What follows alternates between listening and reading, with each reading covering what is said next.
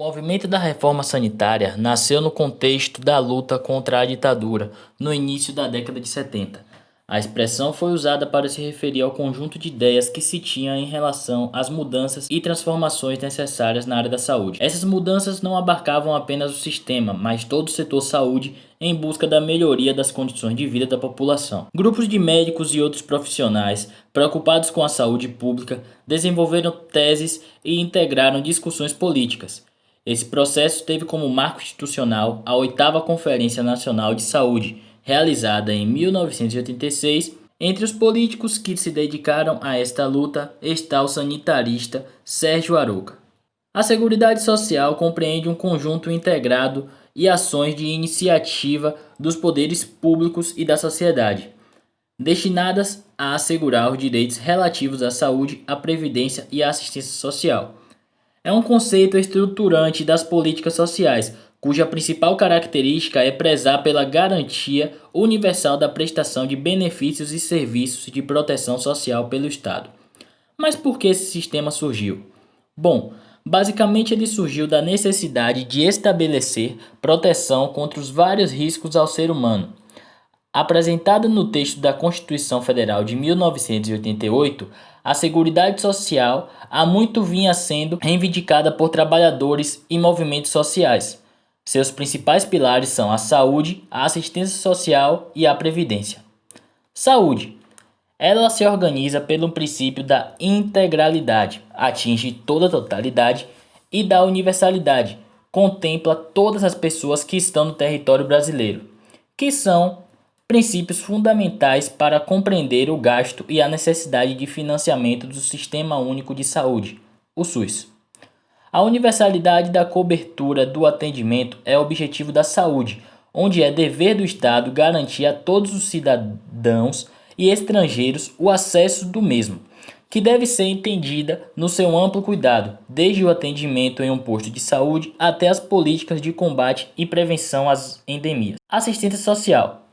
A assistência social é uma política pública entendida como área de intervenção do Estado, administrada pelo Conselho de Assistência Social, instituída pela Constituição Federal de 1988. Em seu artigo, de número 203, a assistência social é disciplinada pela Lei 8.742/93, LOAS, Lei Orgânica da Assistência Social, e conceituada como direito do cidadão e dever do Estado, que provê os mínimos sociais necessidades básicas. Ela é a política social que provê o atendimento das necessidades básicas, traduzidas em proteção à família, à maternidade, à infância, à adolescência, à velhice e à pessoa portadora de deficiência, independentemente de contribuição à Seguridade Social, conforme o artigo 203 e 204 da Constituição Federal. A organização da assistência social obedecerá às seguintes diretrizes: descentralização político-administrativa, ou seja, é a participação da população na formulação e controle das ações em todos os níveis. Por fim, o terceiro pilar do sistema de seguridade é a previdência social. Ela é elaborada a partir de uma lógica contributiva que requer garantir sua sustentabilidade como princípio estruturante do sistema, legitimando programas de transferência de renda. É um seguro social que visa garantir renda ao segurado e contribuinte, quando o mesmo perde a capacidade do exercício do trabalho por vários fatores, como doença, invalidez, idade avançada, desemprego, maternidade e reclusão. O contribuinte pode requerer aposentadoria por tempo de contribuição determinado pelos cálculos previdenciários. A Previdência Social tem por fim assegurar aos seus beneficiários meios indispensáveis de manutenção, por motivo de incapacidade, idade avançada, tempo de serviço, desemprego involuntário, encargos de família e reclusão ou morte daqueles que quem dependiam economicamente, conforme se extrai dos artigos 201 e 202 da Constituição Federal. Desigualdade social. A desigualdade social é a diferença econômica que existe entre determinados grupos de pessoas dentro de uma mesma sociedade. Isto se torna um problema para uma região o país quando as distâncias entre as rendas são muito grandes, dando origem às fortes disparidades. Em tese, sempre haverá desigualdade social, pois é impossível que cada um tenha exatamente as mesmas quantidades de bens materiais. Inúmeras são as causas que aumentam a distância entre ricos e pobres.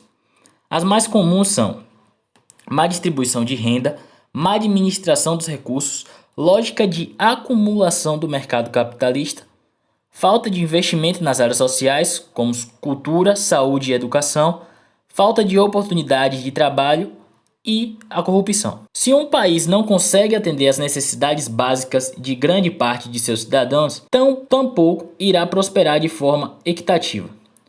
Umas das consequências mais graves são a pobreza, a miséria e a favelização.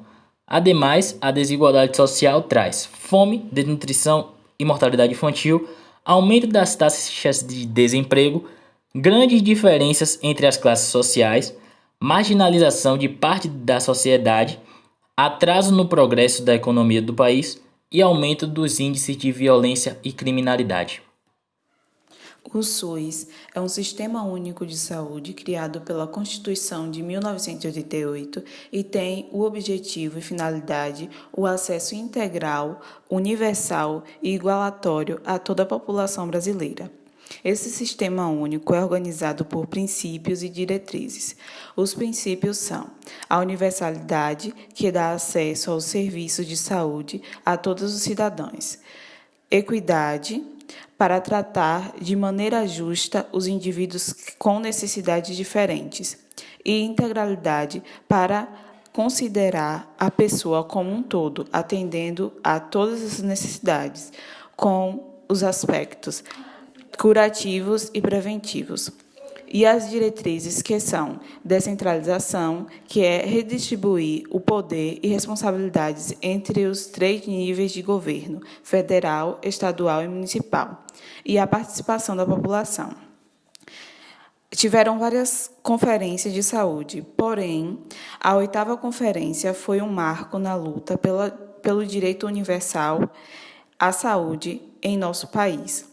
Foi a primeira conferência com a participação da população e ajudou a lançar as bases do Sistema Único de Saúde, em março de 1986, e teve sua comissão organizadora presidida por Sérgio Auroca, uma das principais lideranças do movimento da reforma sanitária.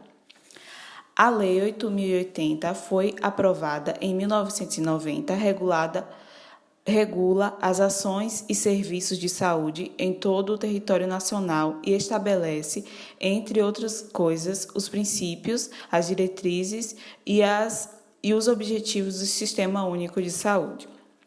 A Lei 8.142 institui os conselhos e as conferências de saúde como um instrumento do controle social através dos quais deve acontecer a participação dos diversos segmentos da sociedade, ao lado do governo, no acompanhamento e na definição de políticas públicas de saúde. Os conselhos de saúde são hoje, uma realidade nos estados e municípios.